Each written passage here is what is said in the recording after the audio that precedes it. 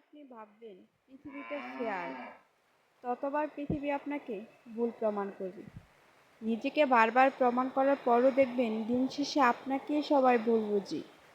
ঠিক যেদিন মনে হবে আপনার কোনো বিকল্প নাই, ঠিক তার পরের দিন নিষ্ঠুর পৃথিবীর মানুষগুলো আপনাকে রিপ্লেস করে ফেলবে।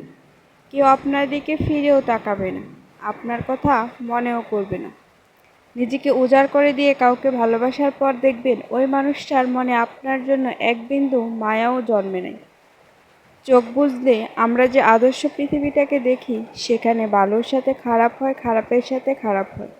ভালো ভালো কাজ করা মানুষ পুরস্কার পায়, আর আঘাত দেওয়া মানুষরা কর্মফল হিসেবে ভীষণ কষ্ট পায়। একদিন আমরা টের পাই আদর্শ পৃথিবী বলে কিছু নেই। যদি থাকতো তাহলে নিষ্পাপ শিশুটার সাথে অতটা অন্যায় হতো না।